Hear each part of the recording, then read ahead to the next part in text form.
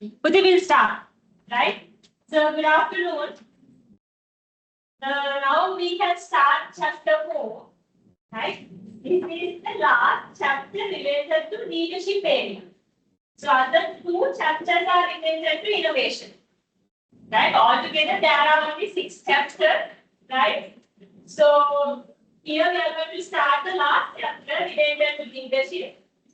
So I would think that like within the day or within next week, we cannot complete this chapter. This is context wise, it's somewhat heavy. So in that case, then probably we have to continue next week also the same chapter, and if time permits, we can conclude the chapter. If not, we have to like move on to the week after next also. We'll see, right? By the way, I don't have to keep in your mind this. This is the last chapter which is related to leadership area.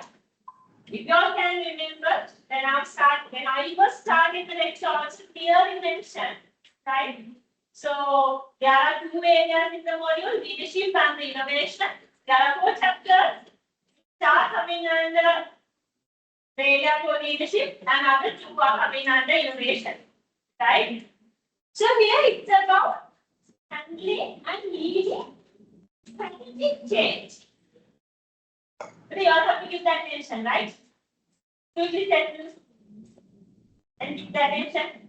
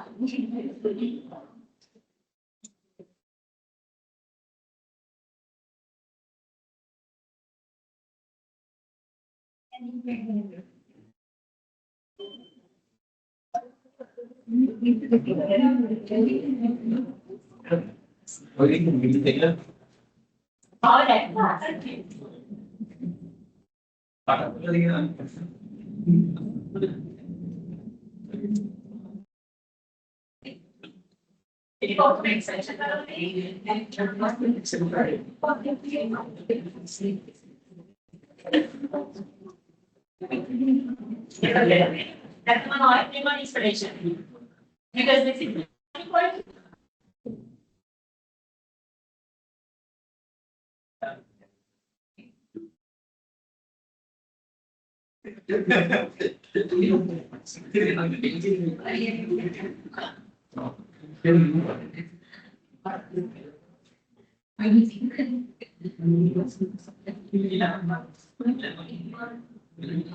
the day I started. Have started. Like, okay, now listen. The chapter and this video. Chapter 5, we all can see here, it's about leading or handling strategic change. Right? It's hard to like continue to execute it like when you are having fancy time, it's very hard to continue the lecture.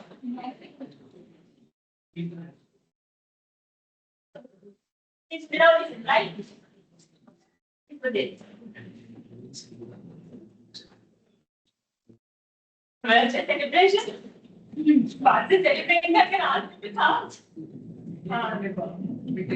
So then, would they like ask them to come quickly because this is a new chapter? So I'm giving the explanations. If they are not here, then again have to explain it. So I'm going to come quickly. Right, okay, so you start.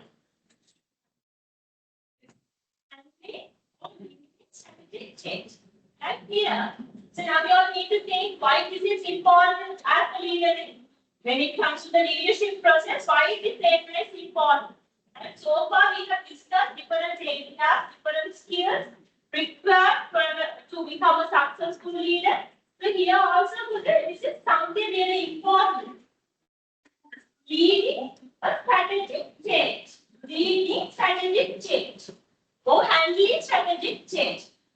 two things that we need to take into our mind, right? One thing with it, so as a leader, first I will give a background explanation, then I will enter into the chapter, right?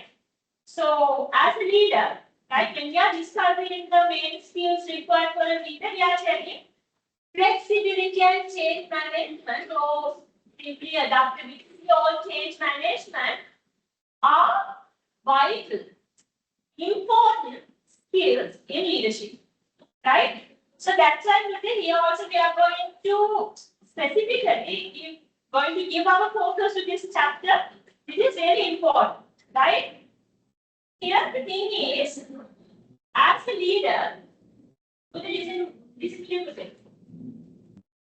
a leader, first we need to understand the requirement for change. Once we identify the requirement for change, then we need to proceed with change management strategies. Two things. First, as a leader, we need to understand clearly the change requirement. So once we identify the change requirement, then we need to proceed with change management strategies. Both are really important for a leader.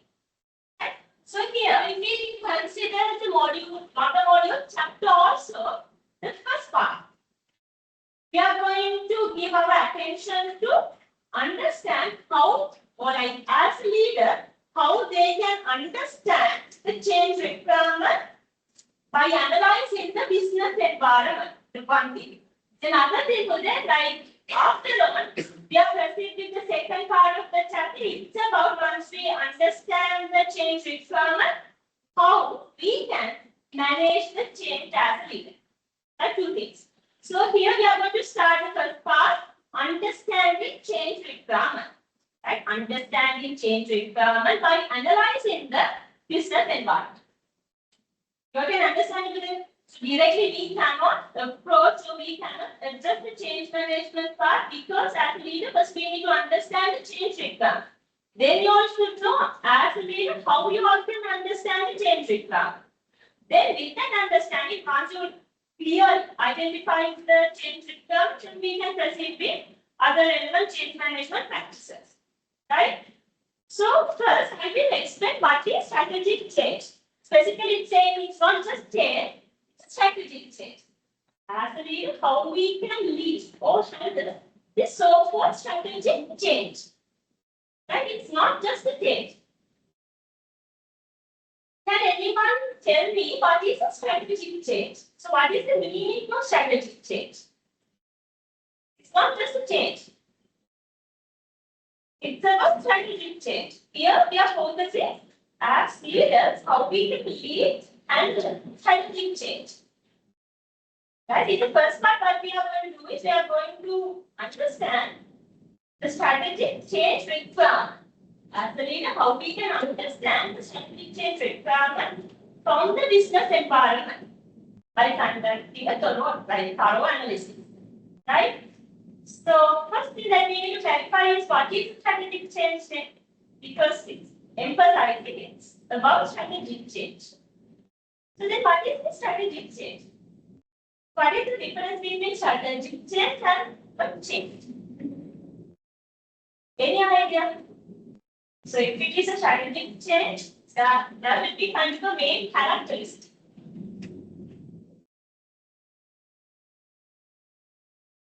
At least if you can give me an example, that is also acceptable.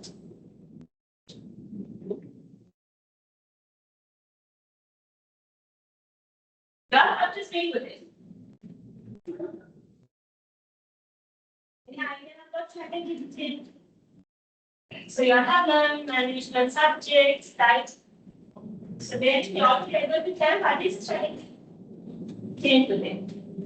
So now you are learning third year first semester. Because you do not know what is the strategic change, you should know for the right.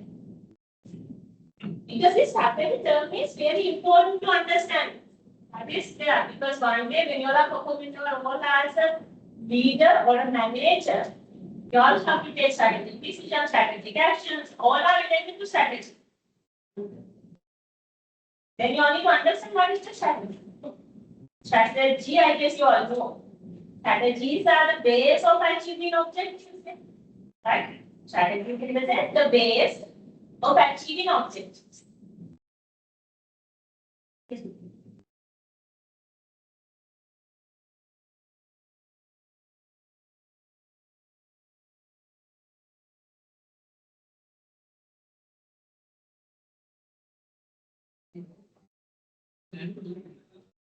Okay, so that's what highlighting. If we consider a change, it will be just like it is happening, it is occurring in an unexpected manner, and that we are not starting something. But if we consider the strategic change, just we have to plan it.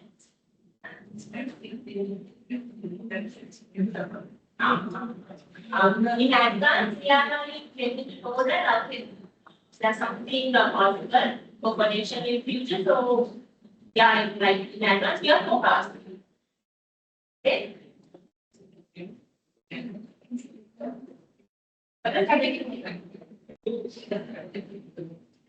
Strategic change, definitely there should be a precedent because we can consider past and that's going to be happening. No, not happening, and it doesn't change. Yeah. Any other idea? That is also the values because in each and every analyzing, that is possible.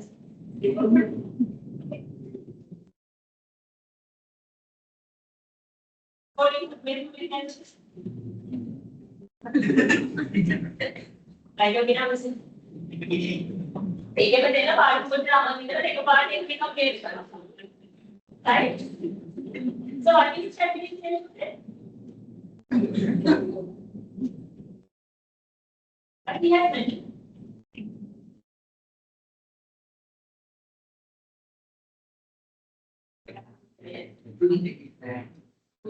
Yes, actually, you like the term plan.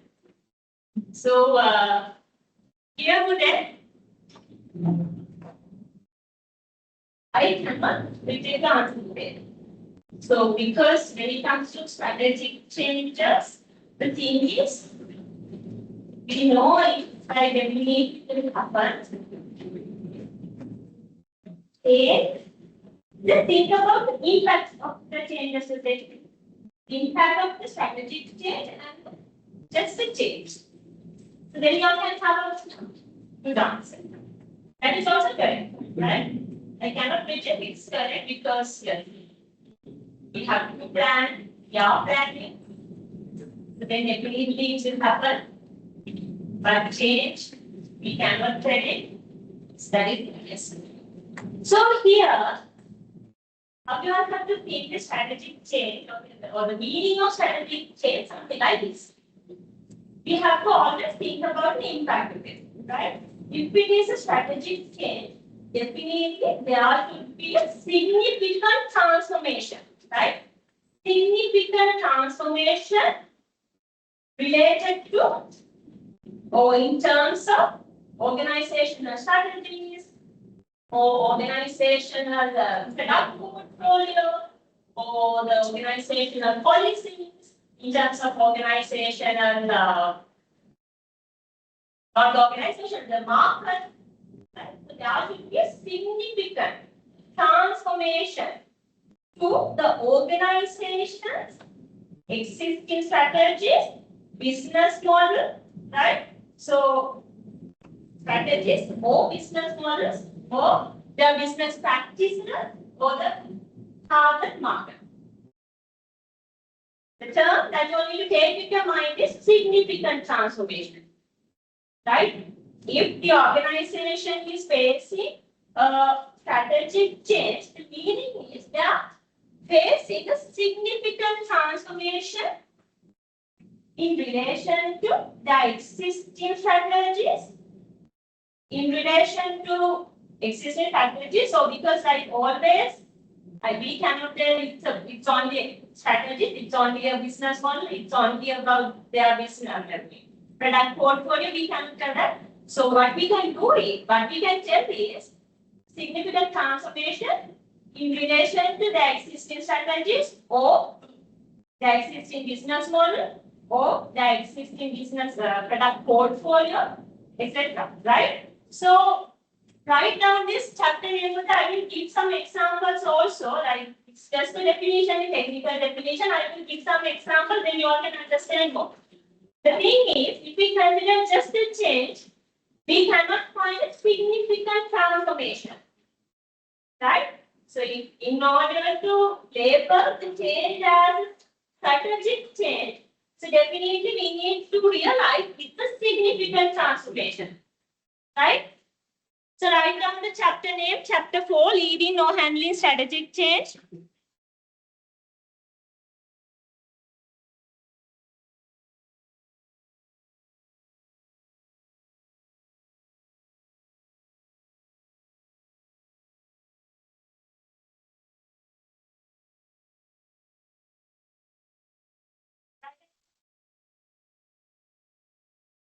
Strategic change is a significant transformation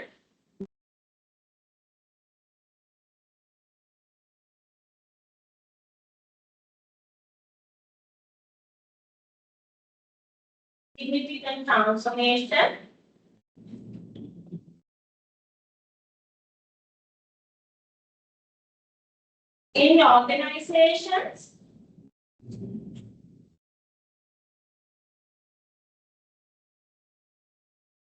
strategies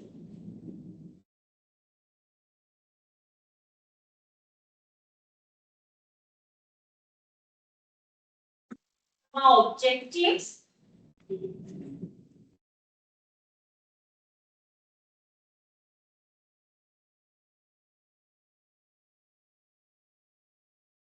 main operations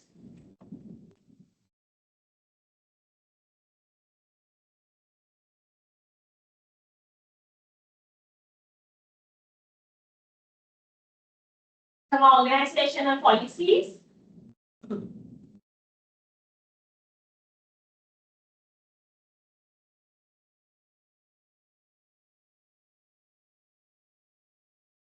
or target market.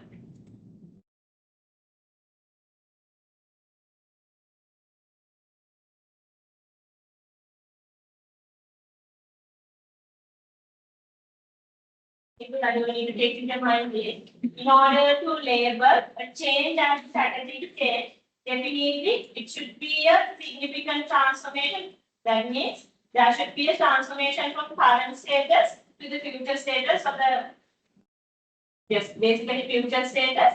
And the thing is, when we are analyzing the organization strategies, the market conditions and the policies and the product portfolio, so we could find, or we should able to find a significant change, right? So, for example, let's say whether the organization is currently,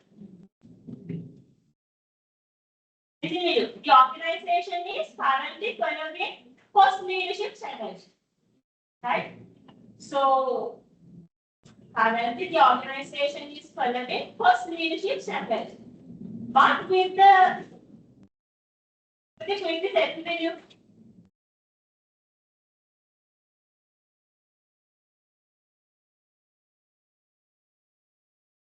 but after addressing some change requirements, now they are moving on to the strategy called differentiation. Right? Currently, they are following the strategy called possibility. That means they are trying to achieve the competitive advantages through cost leadership, providing the product to the market at a minimum price. Right? But now they're going to change their main strategy, marketing strategy, into a strategy called differentiation. The totally different strategy to them. So there what they do is now they are not considering about the cost and the price. They are adding unique features and they are trying to attract more customers. Differentiation. It's a significant transformation from the existing marketing strategy to another marketing strategy. Right? So then they have to consider the business, overall business processes, production processes, right? Even they have to consider about the facility layout, everything they have to consider, right? So then here you can see in the second bullet point it says this type of change can be expected respond to external pressure. That means the external environment, right?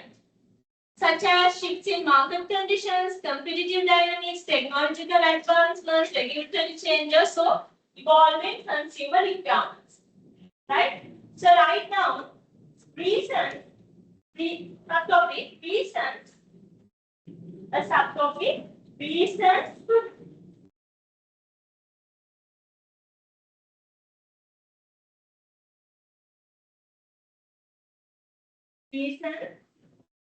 for strategic changes. Reason for strategic changes. Reasons for strategic changes. Write down. One reason is technological advancement.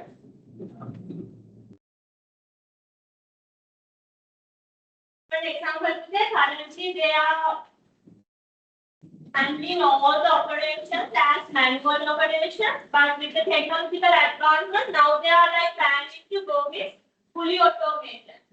Right? It's a significant transformation. So then they have to restructure the cost, everything. Pricing strategies, everything they need to consider. Right? Technological advancement, then write down regulatory changes. Regulatory changes.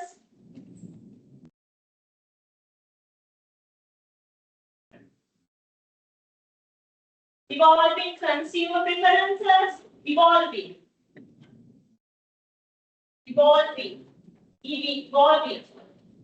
updated, evolving consumer preferences.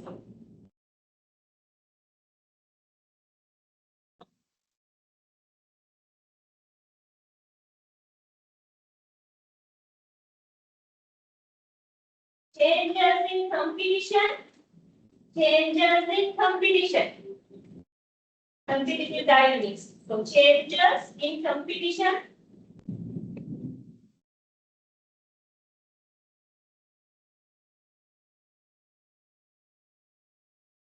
Opportunities and threats in external environment.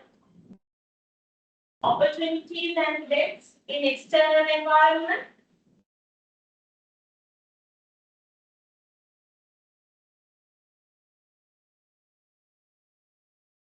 Yes, and there are some points with it, but for the time being, yes, this is assumption.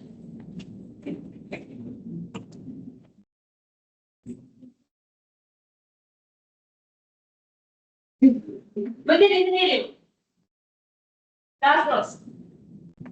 So here now we all know what is the strategic change, right? Which is clear. Then the thing is with the as managers, as leaders, how we can understand this strategic change requirement. That is the most important thing that we need to address, right? So that is really critical for the life. It's a significant transformation also, right? So if we are taking that decision, definitely there should be a kind of a very strong logic or rational. Otherwise, we cannot proceed with those kind of strategic changes, right? The important aspect of this process is first we need to understand the requirement of this strategic change, right? How we can understand, how we can identify, or how we can realize just in the business, external business environment, there's a requirement for a strategic change. Even like there's a possibility of arising or like occurring this strategic change, even in the internal business environment also, we'll discuss all this thing later. Simply like just let me just forget internal business environment, external business environment. Generally they can tell me, so how we can understand the strategic change requirement. As a leader, that is the most important. We need to identify. Then, once we identify it correctly, we have to proceed with change management. It's another part, but the most crucial or the critical thing is identification of the strategic change requirement. How we can identify it? What do you think? It's not just a change also. So, the strategic change. As a leader, we need to identify, then we need to handle it, we need to lead it. Okay, so definitely if it is a change, then we need to go with change management practices. So, as the initial point, how we can realize, how we can recognize the requirement for strategic change. This is what I am asking, how we can identify.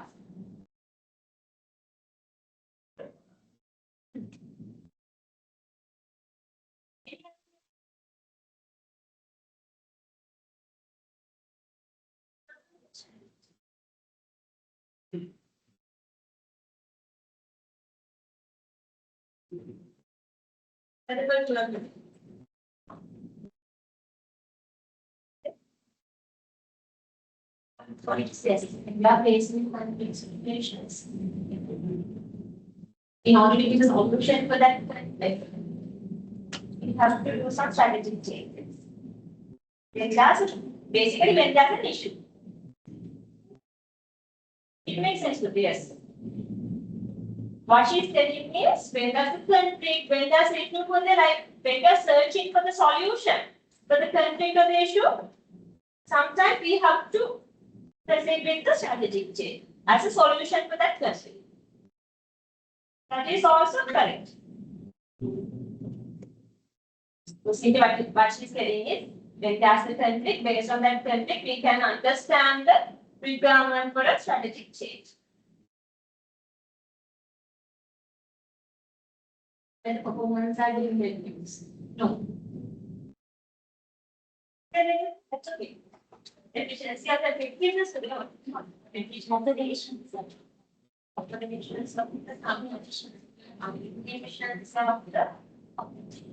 yes. All are correct. The conflicts, inefficiencies of operations, those are the reasons which are leading us to a strategic change. That is true for them. What I'm asking is how we can understand gas and inefficiency. There's a conflict. Very good. Market change. That is also how we can understand market changes. So what we are telling is, we are comparing our organization performance with the market changes so that we can realize something we need to change. That's what we are trying to say. Yes, that is correct. So the next question is how we can understand the market changes. I have received one side of a correct answer. Simple answer, right? So we need to analyze the business environment. Without analyzing, class goes. So now all the celebrations are over. Now you all have to listen to the lecture. Right? So simply, the simple answer, right? It's very kind of simple. The reasons, inefficiencies in operations, conflict situations, and the market changes, right? So the thing is, we can understand all these things by conducting an analysis, right? So I have received by conducting SWOT analysis, right? So SWOT analysis is also kind of a good example because from the SWOT analysis we can analyze the internal environmental change requirements plus the external environment change requirements. That is correct, right? So then the thing is, now we know, yes, we need to analyze the business environment, both internal and the external environments. Okay, as a leader, right? Always link all these scenarios with the leadership, right? As a leader, in order to understand the requirement of strategic change, we need to analyze the business environment, right? So, both internal and external business environment. The next question is, What are the sources that we can use to analyze the business environment? So as leaders, as managers, what kind of sources we can use to analyze the business environment, to recognize, to identify the strategic change requirement?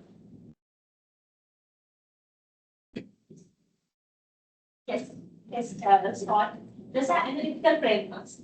True. So I'm asking sources. Sources in the sense like, in order to conduct the test and SWOT analysis, we need to have information. So how we can obtain those things? Based on the company vision also, like we can understand what are the skills that we have and where we have to lead the organizations. Yes. Another item we can take from the companies like internal sources, vision and mission, yes. But everything like that. Really, I'm asking very simple question. Company notes, yes, very good.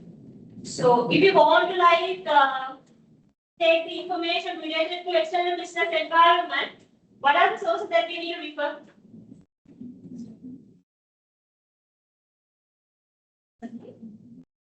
Yes, internet, right? So then different newspaper articles, right? So basically the observations, market research, right? Okay, you all have to listen, right? So what I'm here explaining, how we can obtain the information which are required to analyze the real requirement of the strategic change, right? Or analyze the business environment.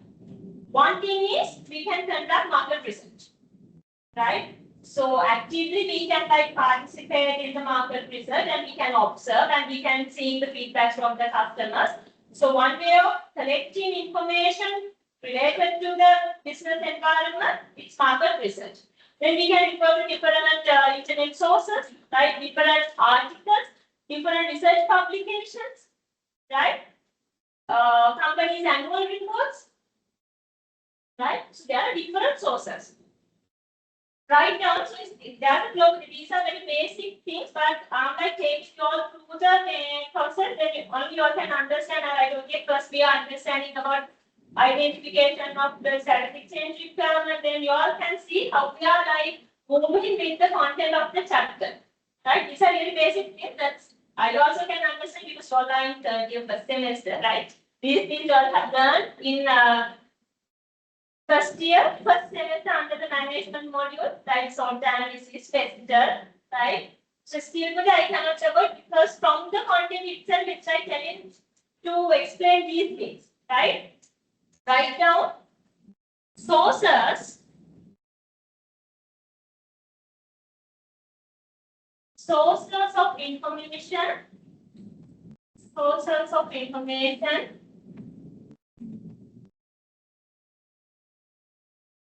that can be used to conduct environmental analysis.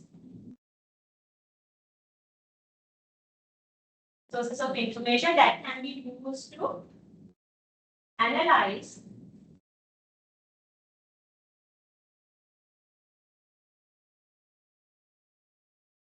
that can be used to conduct a business environmental analysis. Conduct business environmental analysis. Put a command write down. Market research.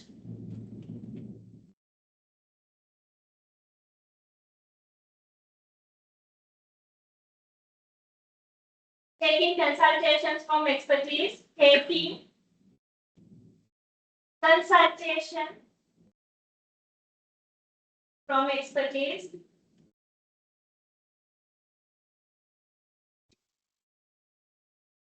Research publications.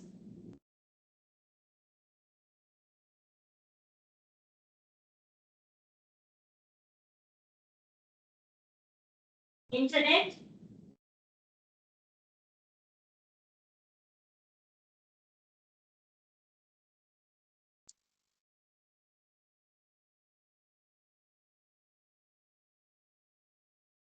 Direct customer inquiries. direct customer inquiries, and annual reports.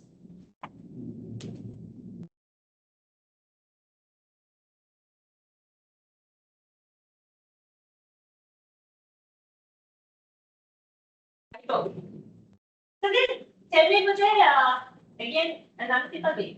What is this business environment? How we can define business environment?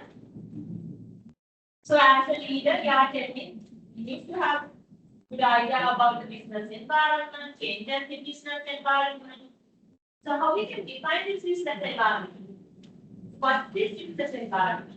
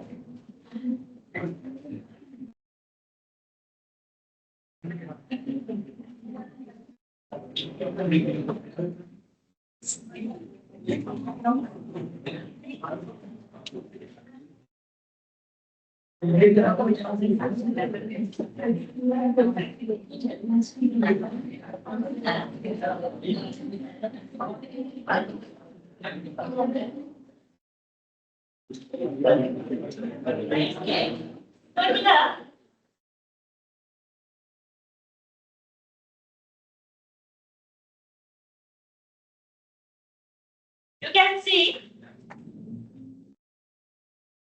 organizational environment is about all elements existing outside, inside the organization's boundaries that have the potential to affect the organization.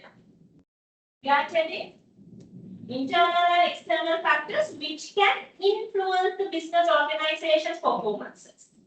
We use the term influence, which can create impacts, right? And we all know that we can categorize business environment into internal business environment, external business environment. So again, external business environment we can categorize into two. No? Yes or no? Any idea? So these are really basic things. Business environment we can categorize broadly into two: internal business environment and external business environment. Then again, for the business, like external business environment, we can categorize into two. Yes. So what are those two categorizations? Macro and micro. Right? So like y'all are into applied accounting, so these are basic things that you all need to keep in your mind today. Right? Then tell me, if we want to analyze internal business environment, right? Specifically, I'm asking, just assume we need to understand the strategic change requirements in the internal business environment. So then what kind of a tool we can use to understand the strategic changes in internal business environment? Analytical framework or analytical tool. One, just correct with SWOT. Right? Again, for the SWOT analysis, we can use to analyze the external environment also, because from the SWOT, we can do some strengths and weaknesses. That is correct. Plus,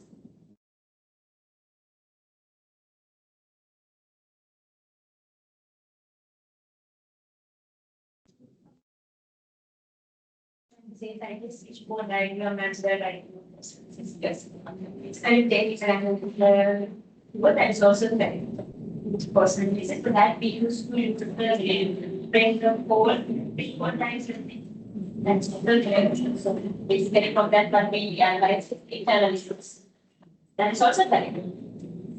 What else? External is for external environment, especially again for the macro, right? Holders by forces again for the external environment, but especially for the micro. Let me show you the layers of this business. Here.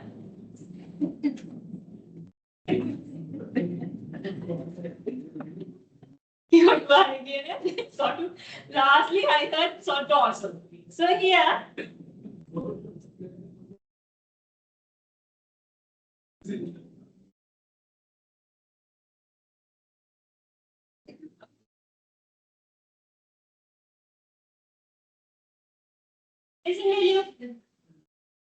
if we consider this as an organization, right? This is internal business environment, right? Then this layer, the second layer, it's micro, external micro. Then this layer, it's macro, right? Tell me the factors that we can find in internal business environment. So I'm not going to ask you, you can understand employees, then the resources of the organization, even organizational culture. Those are internal factors. Factors which we can find in the internal business environment. Put the listen video. If we consider the next layer, micro business environment, which is an external business environment, micro. What are factors we can find in micro business environment? Very good. Suppliers, then customers, right? So we can find those factors from the micro. If we consider these political factors, legal factors which are uncontrollable, which we cannot control, right? Political factors, economic factors, then social factors, technological factors we can find in the macro environment. So here, if we consider internal business environment, we can use SWOT analysis, and there's a framework called McKinsey 7S. Right? Definitely you have to learn this framework when you are learning about management fundamentals. McKinsey 7S. Right? So that framework also we can use to analyze the internal business environment. Why I am telling Porter's 5 forces we can use to analyze the external environment with the Porter's 5 forces we use to analyze the competition. That means we are like analyzing the behavior of the competitors. Competitors are in the external environment. Right? So then test analysis we can use to analyze the macro business environment. So quickly go through these things. I'm not going to in detail discuss. These are basic things. Right? Internal environment. Here task environment in the sense micro and the general environment in the sense it's macro. Right? Quickly write down the subtopic business environment.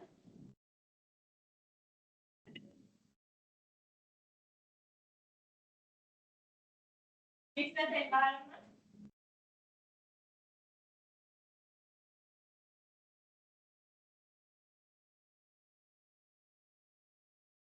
Write down. Business environment broadly can be categorized. Business environment broadly can be categorized as internal business environment,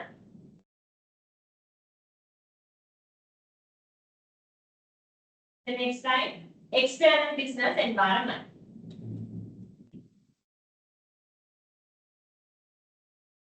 Then write down the sentence. External environment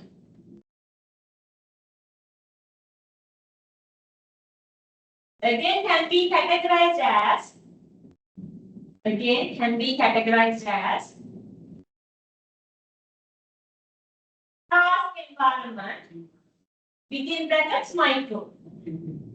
Task environment within brackets micro. And general environment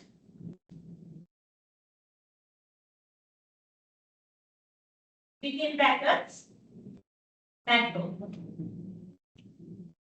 Within brackets macro. For the general environment, within brackets write down macro. Macro business environment. So we will write down the internal business environment and put a small dash. Some examples. Again, when you like, don't get confused and you all have to keep all these things in your mind, right? Regarding the business environments and the classifications and the frameworks. These are basic things. Internal environment, write down employees,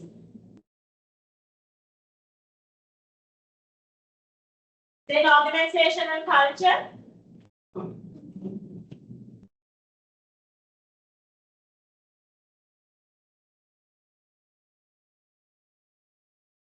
physical resources,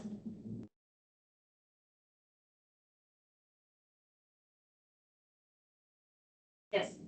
Then write down tasks for the micro environment.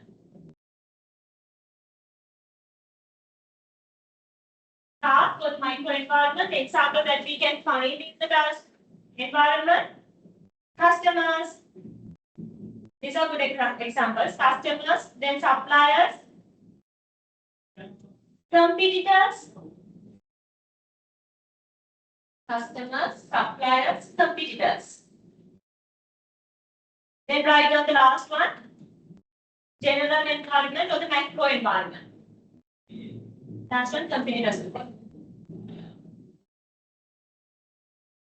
Then the last categorization, macro or the general environment. Write down. You all know, write down the personal factors, the political factors, economic factors, social factors, technological factors. You all can write down. No need to write down everything, just write down 2 or 3. Political factors, economic factors, social factors, technological factors. Then write down the subtopics. This is a summary, right? Write down the subtopic. Analytical frameworks. Analytical frameworks.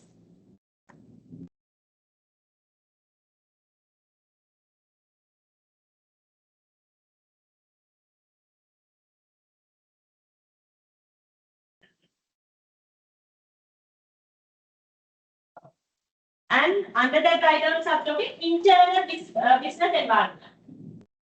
So analytical tools which we can use to analyze internal business environment. No need to write down the whole sentence, write down the subtopic, internal business environment.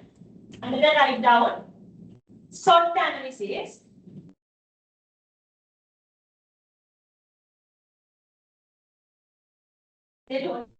Yeah, analytical framework which we can use to analyze internal business environment. Right? That's why I have asked you to write down the main topic, analytical frameworks, and that write down internal business environment. Right? They write down these frameworks, SWOT analysis, highlight to underline strengths and weaknesses, S and W.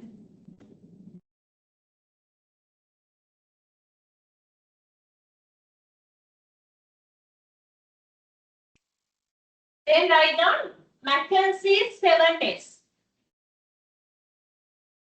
Here, from the slide, you can find the spellings. McKinsey's 7 tests.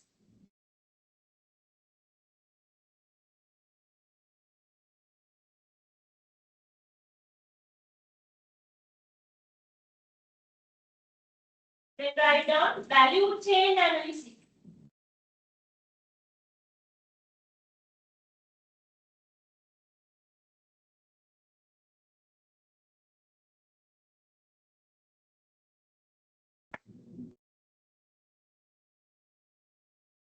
Then resource-based view. The last one, resource-based view. Another perspective or framework that we can use to analyze internal business environment. Resource-based view. Resource, here you can find for them. Resource-based view.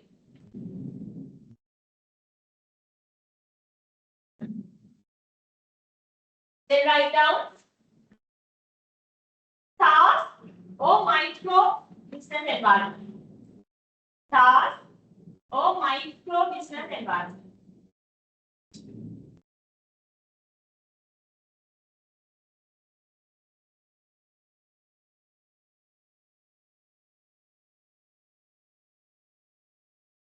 Write down Porter's 5 forces framework.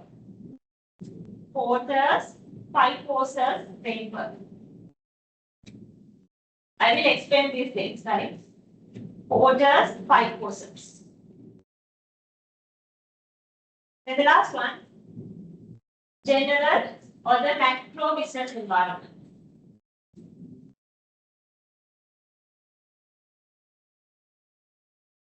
The framework that we can use to analyze macro business environments is pestle analysis. Macro the pestle analysis. To analyze the macro or the general business environment, we can use pestle analysis.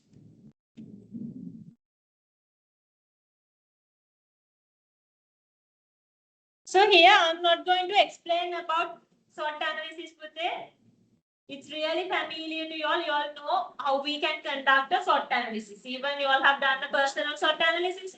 So in that case, I'm not going to explain what is this SWOT analysis, right? So there, what we simply do is we are identifying and listing down all the strengths that organization has, all the weaknesses that organization has, opportunities and the threats, right? Here, so just give the attention to this vacancy awareness framework. Will they give the attention? Framework which we can use to analyze internal business environment. And just go through the factors and see whether all these factors are existing in the internal business environment or not. Just go through the framework and check whether all these factors which are starting with S are existing in the internal business environment or in both internal and external environments.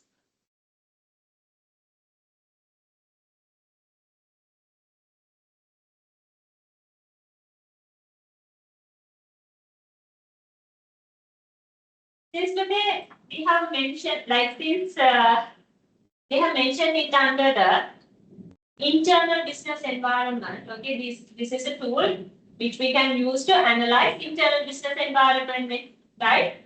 So then, yes, today if we consider the structure in the sense the organizational hierarchy, right?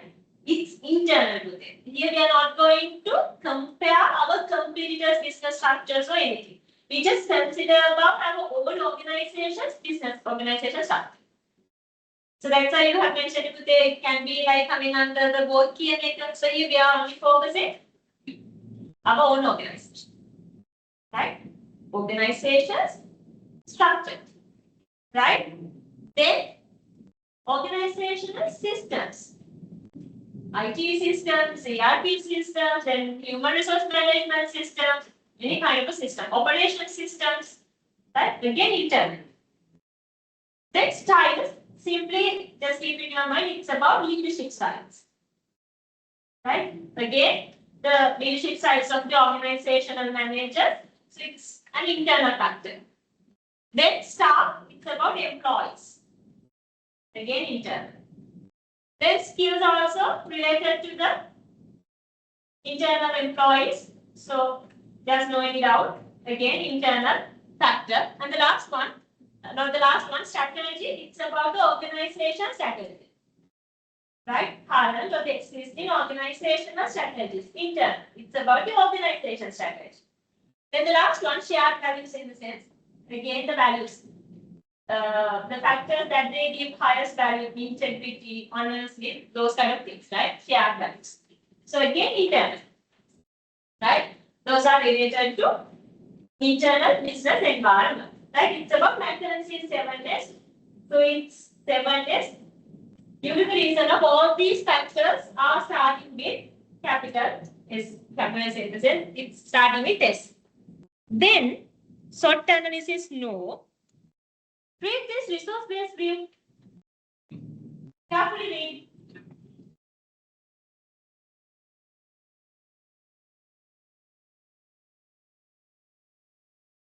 This is something new. Resource-based view.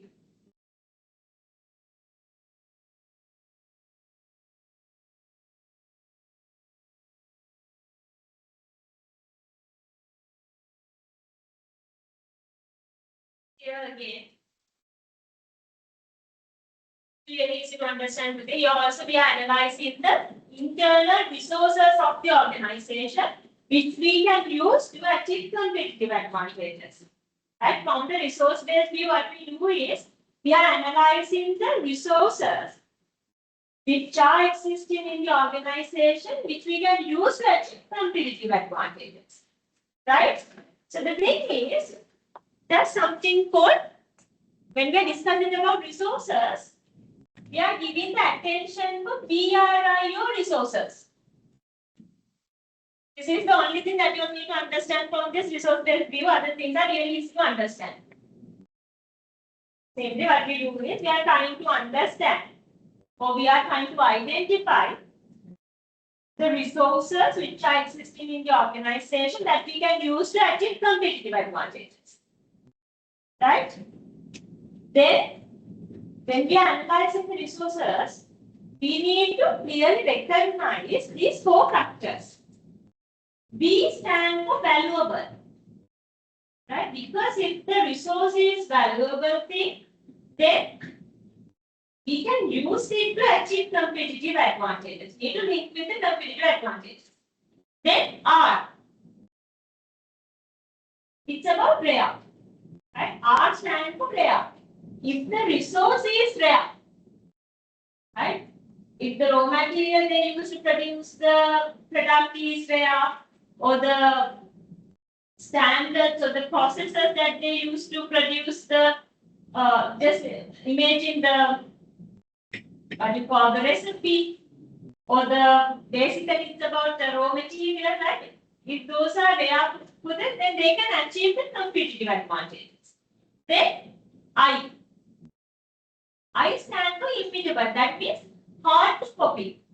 Right? If they have skilled employees and if they are in a position to obtain patents, right? It's again valuable resource and kind of a resource which they can use to achieve competitive advantages. And O stands for organized. If the resources are organized, again, so it feel like it's really helpful to achieve competitive advantage. I want to show not on this resource based because it is something new to yours. I'm going to give you an example, like explanation for SWOT analysis in factors in 7 days no. Write down the subtopic resource based view. Resource based view.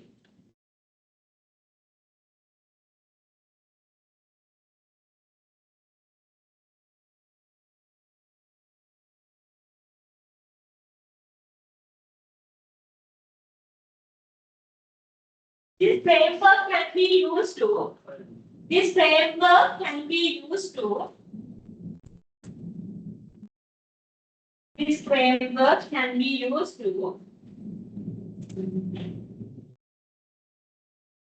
identify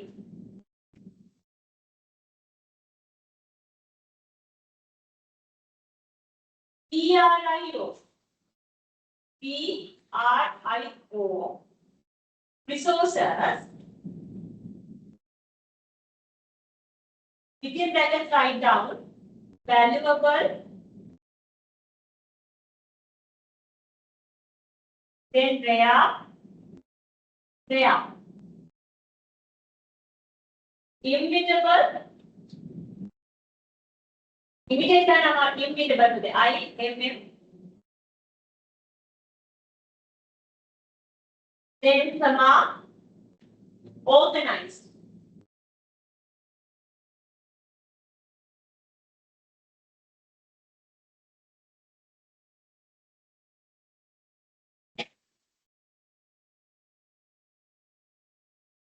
That can be,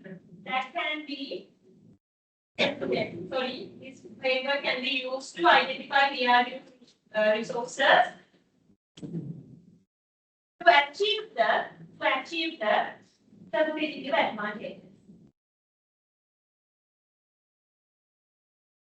To achieve the competitive advantages.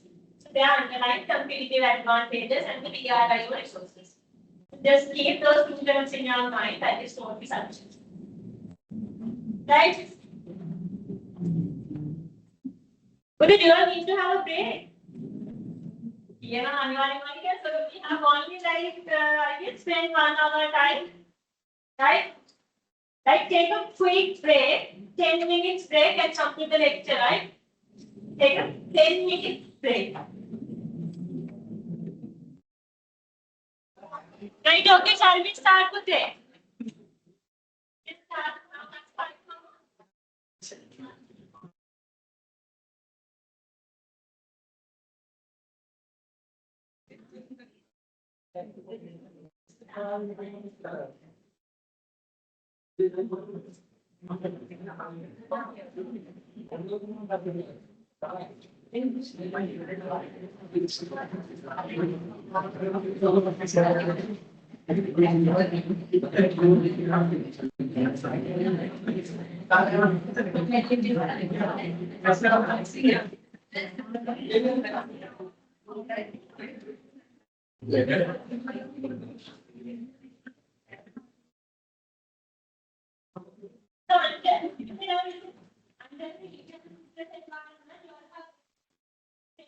Called value chain analysis. Am I right? Let's check the list, right? So that is the framework now that we are going to consider, right? So here.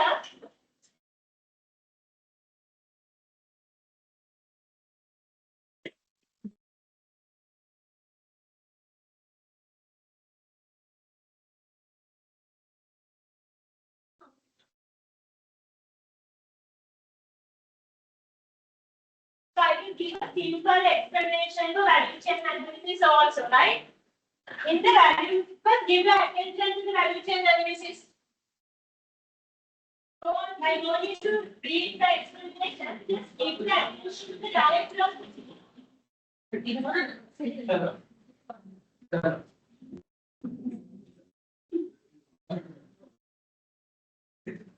So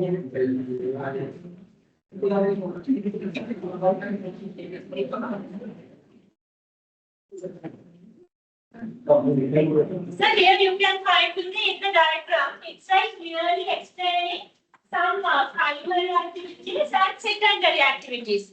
Here, primary activities in the sense, those are the activities which are directly involving with producing the product, right? This is reduced in this value chain diagram.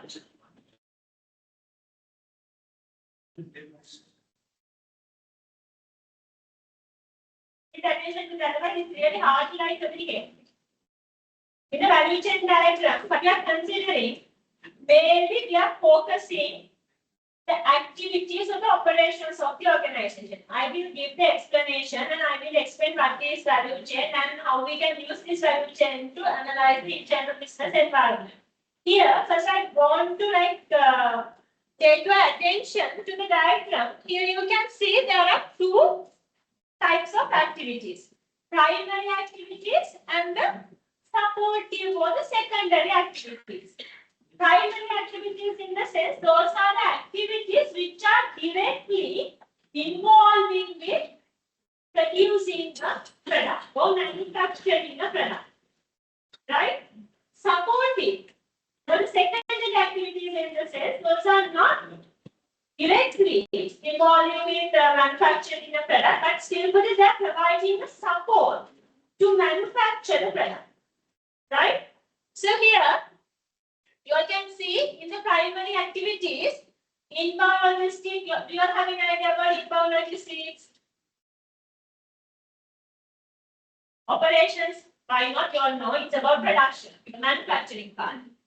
And you all can understand marketing and sales, and after sales services also you all can find here.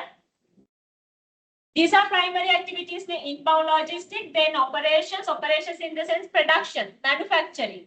And here it's about outbound logistics, marketing and sales also understandable, services in the sense after sales services. Here what I'm explaining, two things for inbound logistics and the outbound logistics, right? You have any idea about this inbound logistics?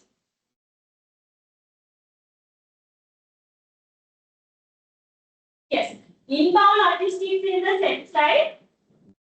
The activities which are prior to the manufacturing. So if we consider the transportation of raw material to the delivery, transportation of raw material from supplier to the manufacturing premises, that is also coming under inbound logistics, right? Transportation of, or like arranging transportation to transport the raw material from the supplier's premises to the manufacturer's premises, it's inbound logistics. Even the warehousing part of raw material, it is also coming under inbound logistics. That procurement part also, it's a separate activity, but you can consider the procurement also, right?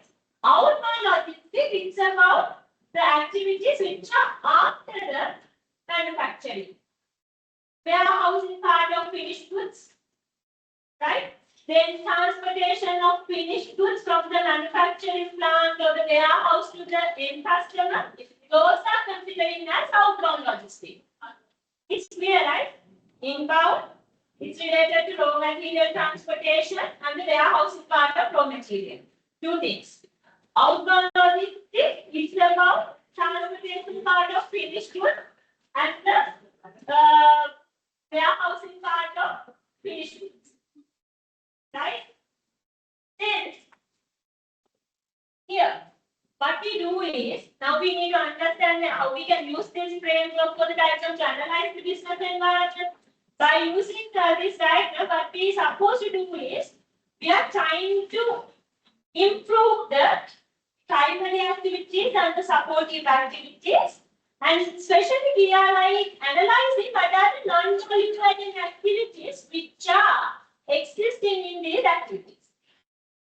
Right? So if we consider, for example, we just tell me this. What I'm telling is we can use this value chain diagram to analyze. Okay, value chain diagram to analyze the existing operations of the activities. So after analyzing, what we try to do is we are trying to improve the operations by removing non-value-adding activities and giving more attention to include more value-adding activities. Right? Just tell me, like if we consider the manufacturing activity, that is coming under the primary activities. Right? Manufacturing or the operation. This one. Can you tell me one example for non-value-adding activity that we can find in operation or the manufacturing activity? Non-value-adding activity. When it comes to the production, manufacturing, or operations, right?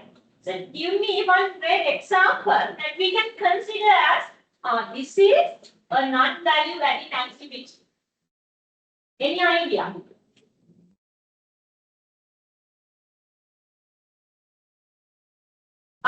Let me discuss this activity because just think the organization finished the manufacturing garments, so they are into apparel manufacturing, right? So you all know that when it comes to apparel manufacturing, there are quality controllers, quality inspectors, or the quality checkers, right? They are checking the quality of the fabric and the work in progress garments as well as the finished garment. Even the packaging also they are checking the quality, right? Do you think with it's a value-adding activity? Oh, is it a non-value-adding activity? Quality checking in manufacturing process. Carefully listen, right? Quality checking in manufacturing process. Is this a value adding activity or a non-value adding activity? Critically think and tell me. You need to have your own justification for this also. You always tell directly it's a value adding, it's non-value adding. But the thing is, you all need to give the proper justification. Just raise your hand while I telling it's a value adding activity.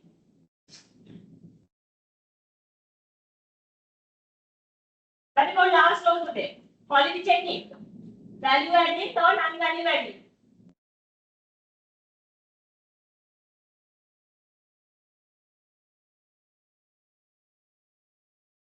So then who are telling me, no, it's not a value adding activity. That can be only one assessment, both can bad. So it can be a value adding activity, it can be a non-value adding activity. Is there anyone who is like telling no, it's not a non-value, it's not a value adding activity, it's a non-value adding activity? Is there anyone? What does it do then? Value adding. Right, okay. Today, it's wrong. Right? Quality checking, quality checking we cannot consider as a value adding activity to the end product. It's a non-value adding activity, the practical thing. So tell me what is the value, which like when it comes to the value addition, there should be a value adding or value pattern to the end product. So what is the value addition? What is the value addition of quality checking towards the end product?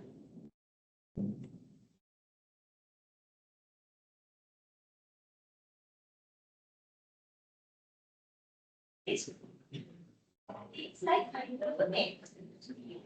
So name, let's say, actually just consider like the product from the quality checking. They are not very easy to the product name. So perception wise or the perceived value wise, if it is a kind of a high quality product, we know. We can like sell it under the premium price. It's a kind of perception. That for the way that you feel. Actually think so from that is we consider manufacturing. Right? Then it we consider the package. When we consider about the especially the raw materials. Value added by and so we are taking raw material and we are converting it to a finished good via different conversion process. Right? So from the package also we are able to that is and even the package also manufacturing.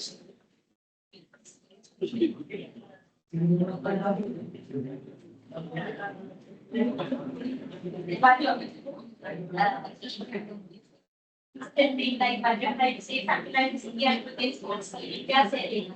In fact, you can have the cost that they can also see versus with the like babies and significant sales, right? So it's a cost for the organization, right?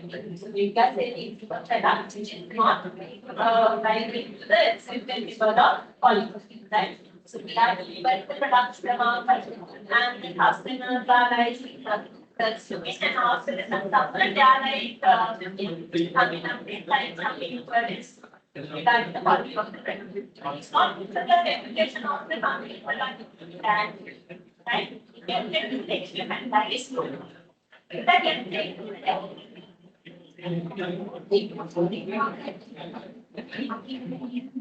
yeah, so so here we are discussing why we are like considering. So you all are telling it's a value adding activity. She is like telling some points why we can consider it as a value adding activity. Yes.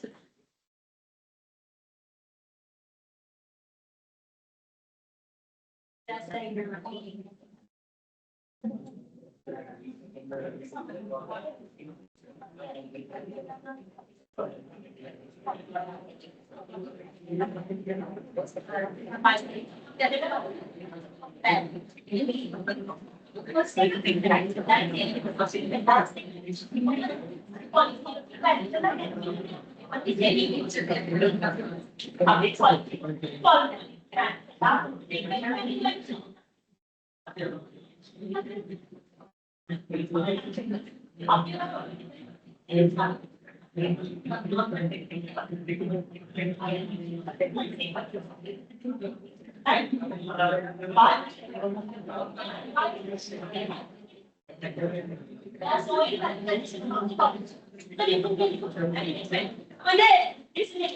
Yes, it's not a value-adding activity. Just tell me why you are telling it's a value-adding activity. Just tell me. We'll have a discussion because this is important, not for religiously your life. It's kind of a like way of improving the critical thinking on the target, right? Yes, okay.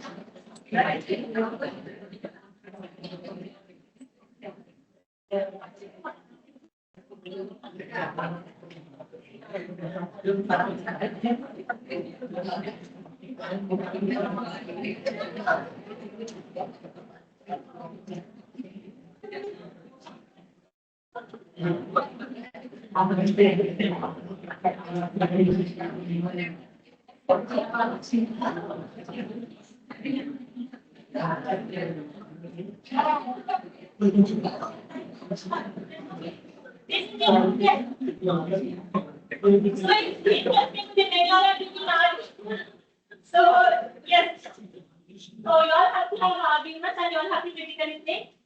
That is really interesting, right? So here the simple point that I want to explain you all is I have mentioned it. If we consider quality checking, it's not a value-adding activity, it's an non-value-adding activity, right? So I am telling that with a practical thing, how we can add a value to the product, tangible manner or physical manner to the end product via quality checking, right? So think and tell me if there's any possibility to add the value tangibly or physically via quality checking. Just tell me, so then we can have a discussion on that. That is the reason today now the organizations are implementing lean line. In the lean lines, okay, in apparel manufacturing organizations, so this is not related to leadership, right? So in manufacturing organizations, they use something called lean lines. In the lean lines, okay, from the raw material releasing point to the finished good point, they are not checking the not the raw material releasing, the fabric releasing point from the operators itself, from the component sewing operators, and even from the assembly operators, even the packaging for this. So they don't use quality checkers. the operator is responsible for the quality. Quality check කරලා ඔය නැති කොහෙවත් involve කරගන්නේ නැහැ. Operator ම තමයි quality check responsible වෙන්නේ. So that's why they have identified quality checking as a cost. So that's why they are removing the quality checking activity from the production lines. And it's a non-value-adding activity. Just keep in your mind, and like you can have arguments. So here, this value chain analysis totally targeting, focusing, identifying the improvements for the existing operations, plus removing the non-value-adding activities. Right? They are individually analyzing the primary activities, then the supportive activities, and they are searching how they can improve further and how they can eliminate, remove the non-value-added activities. Right? So right now, since this is also new, right now, this is the only one that I'm giving explanation. Right now, value chain analysis.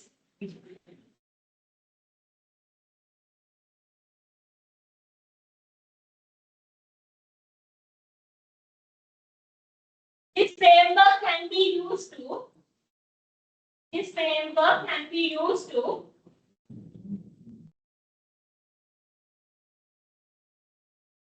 This framework can be used to analyze the required improvements. Required improvements for the existing. Analyze the. Let me repeat the sentence. This framework can be used to analyze the required improvements. Required improvements for the existing primary and supportive activities. Primary and supportive activities. We will stop and continue the same para. It focuses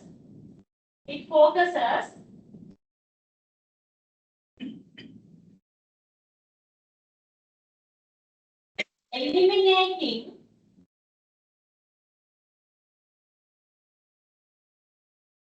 non-value-adding activities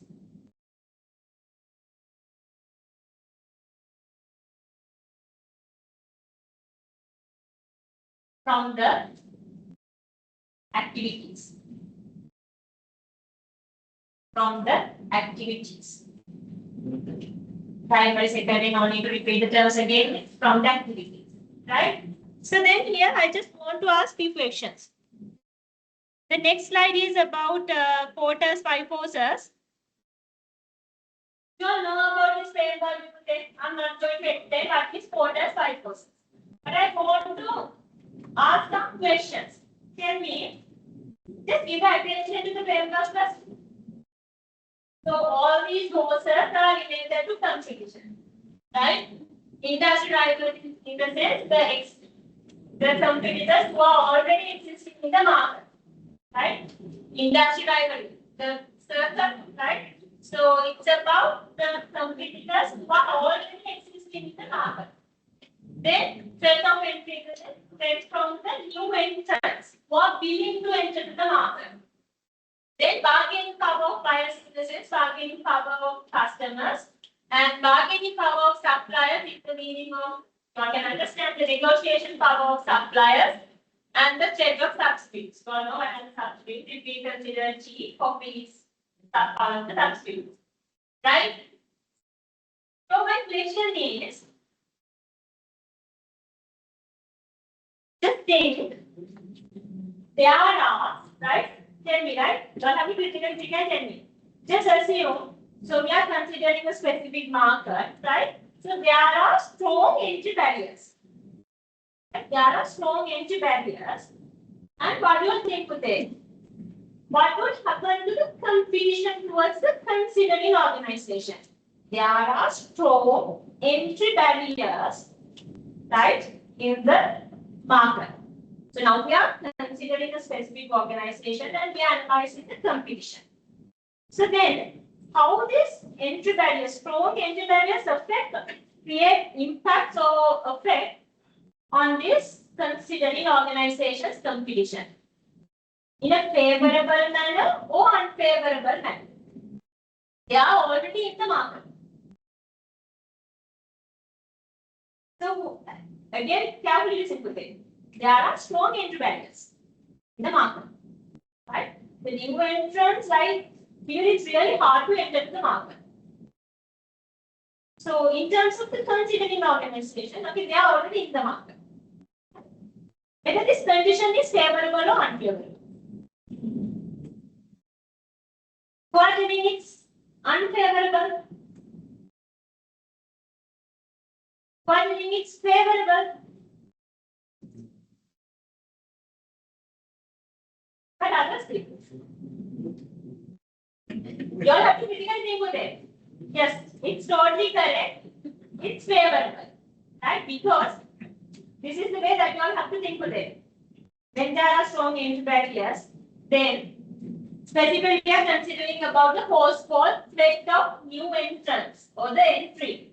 When there are strong barriers, then threat of new entrants to them gradually or drastically getting reduced. Practically, enter when a of strong barriers in order to get market in the back. In the diagonal competition, the company competition is favorable. So we can expect no new new entrants or few new entrants. So then it's favorable to the organization. But if there are no strong entry barriers with it, so like if you consider one, definitely there can be, not definitely, let's assume there can be 10 or 20 new entrants. Then the competition wise, it's unfavorable. When the number of competitors are like gradually increasing with it, it's unfavorable.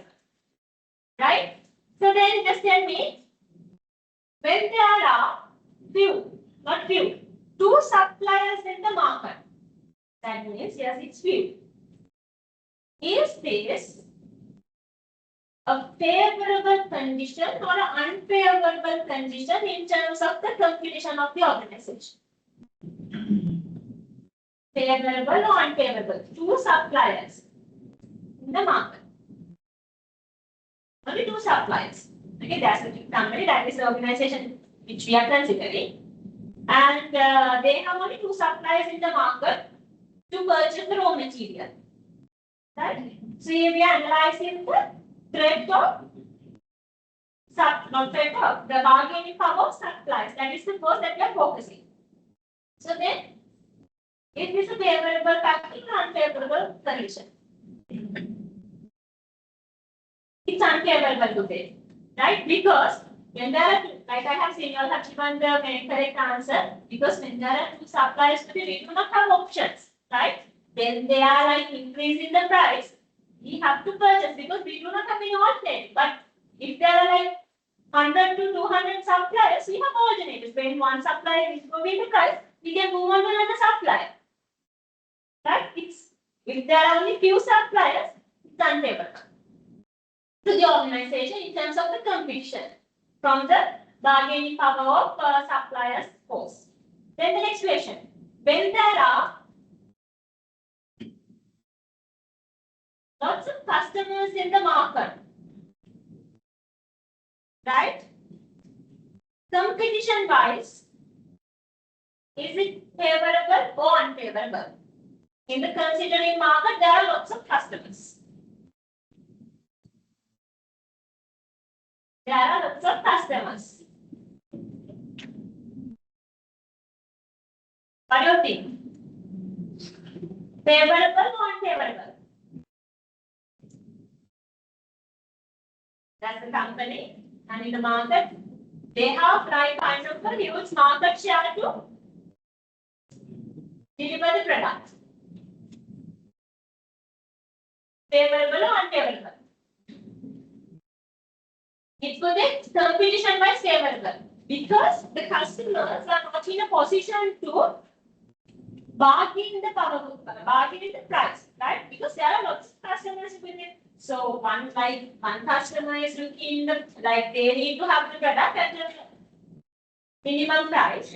So we are not in a position to provide the product at that requested price. Then for there, what will happen is since we have a lot of customers, so we are not considering about that music, the what do you call the name, that particular customer's request, because we know that like if the customer is moving to another competitor, so no need to like worry or like how would I say, like no need to consider it as a significant impact because we have another customer. So it's not a problem with the organization because we have lots of customers in the market. So the bargaining power of the customers are really less when there are lots of customers in the market. But if there are only two customers, just assume there are only two customers, right? So one customer is requesting to reduce the price. Then as the company, we have to consider that particular request because if that particular customer is taking the decision to move on to another competitor, then it's a huge loss to the organization. Since there are only two customers, right? So in that way, you all have to critically think what will happen when we are changing the conditions related to these forces, right? It's about 4 plus 5 forces. Quickly write down this summary. Write down the subtopic 4 plus 5 forces.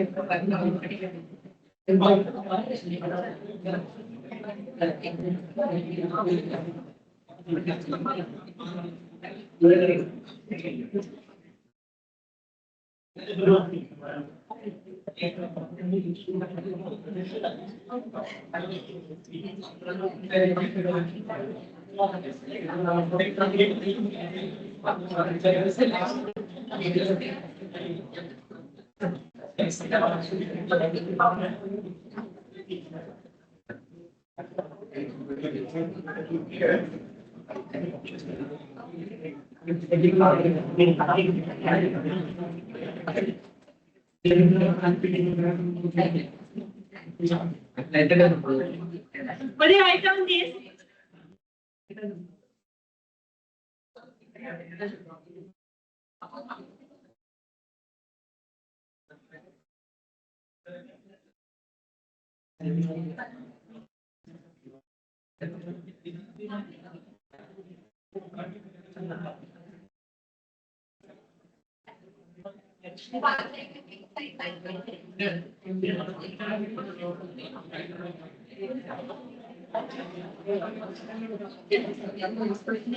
Okay, write down please. If you are not writing, just remain silent with it.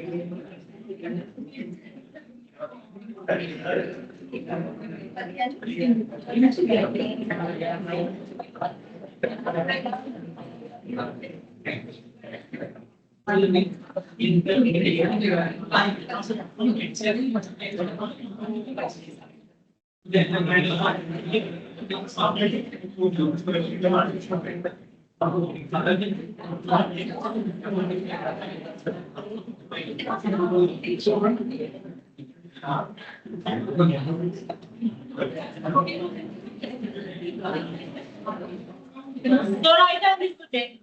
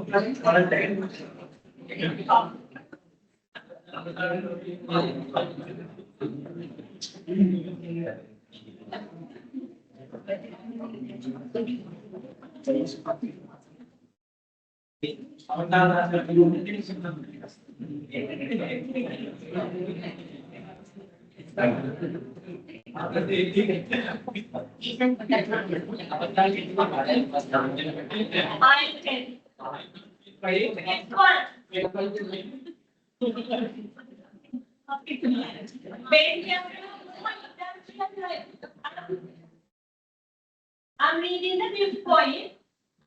When there are more industrial rivalries, it can exist in competitors. Good arrow. Competition from industry rivalries increasing. Competition from industrial rivalries increasing. And put another arrow. Unfavorable towards competition.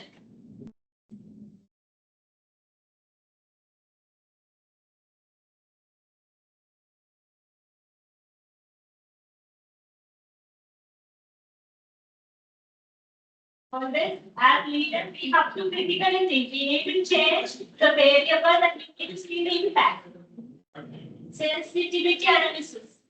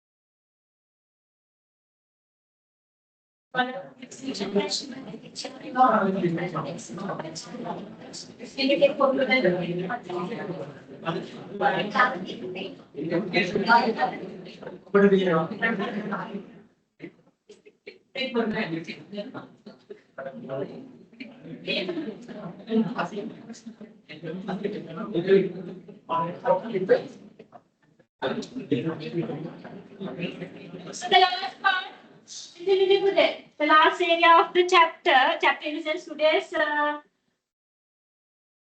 schedule. So here I'm not going to touch special analysis. I'm not going to even discuss what is special analysis today.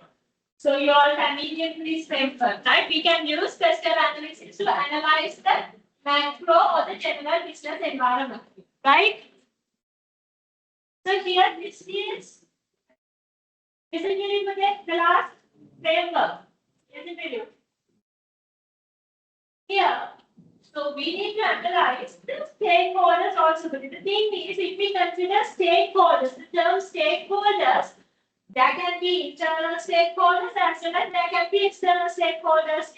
If we consider customers, suppliers, competitors, even government, then employees, right? So all of them are stakeholders of the organization, shareholders, owners. So they are stakeholders of the organization. The thing is, as the leader, right, when we are thinking, when we are deciding, when we are making decisions in relation to strategic changes, right? So we need to analyze the impact towards the stakeholders, right? So when we are making decisions in relation to strategic changes, we need to analyze the impact towards the stakeholders of the organization, right?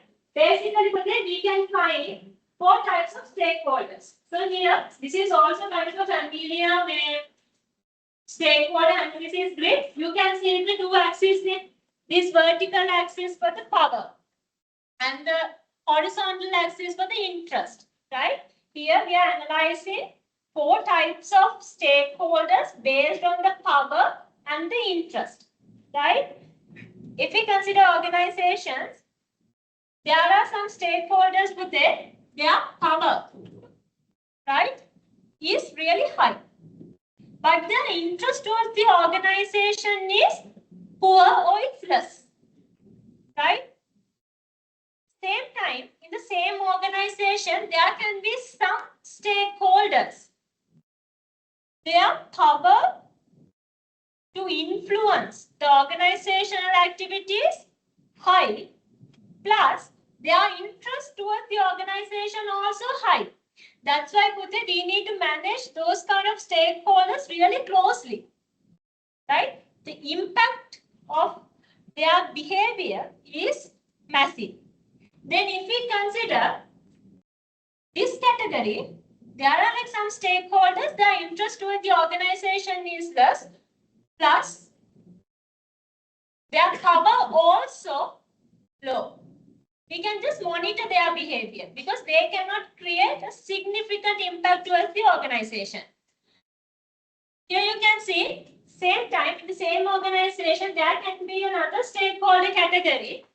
Those stakeholders are like power-wise, it's less, but interest-wise, it's high.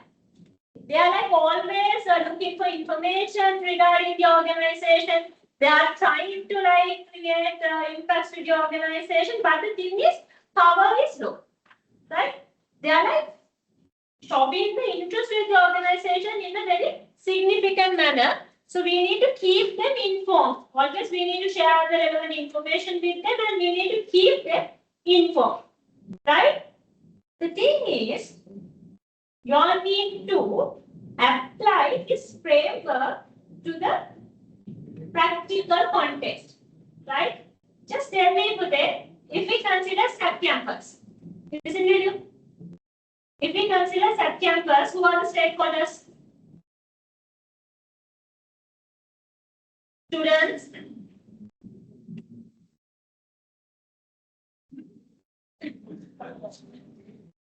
Yeah, people like getting line up parents. So then academic staff, non-academic staff, UGC, right? So Minister of Higher Education, then the neighbors, right? And other higher education institutes, even the suppliers, right? So there are lots of stakeholders. Can you tell me one example for manage closely? One stakeholder category. These stakeholders we can locate under the manage closely category. Their power also high, interest also high. University grant commission. Yes, very good. The thing is that it's also part of the main campus. It's not a separate stakeholder. Yeah, like this. That is like if we can make that a separate part, yes.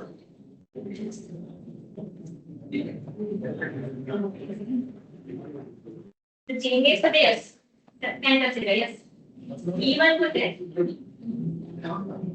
Student also say potential, right? We all have a kind of power, right? If we consider the students, right? So we can locate students under the category of manage closely, right?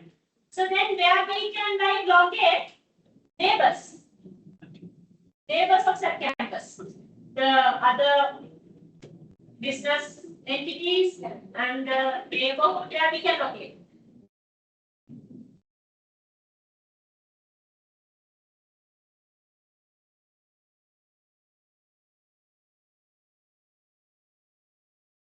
There we can locate.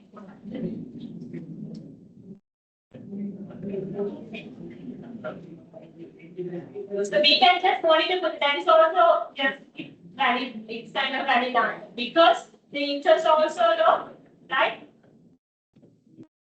And the power also low in the right? It's typically we consider business operations, right? So then, what do you think with it? Where we can locate lecturers? The academic staff.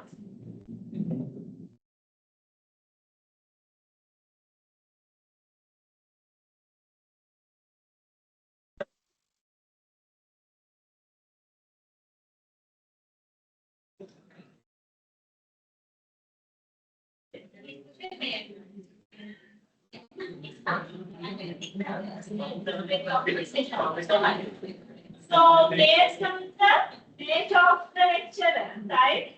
So we can locate them either in keep satisfied category or manage closely, right? So yes, okay, that's about like those are different things. So just wanted to like link this framework with the practical scenario. So it's about all the frameworks that we can use to analytical framework that we can use to analyze the environmental changes. Okay, so next week, then we can discuss about the change management part. Right? So with this, I will wind up the session for today. So stay safe and see you all next Saturday at Thursday. Don't forget next step. If you are meeting on 20%. 20%. Yes, thank you.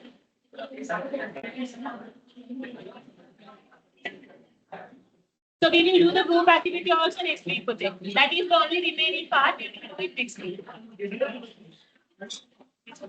Thank you.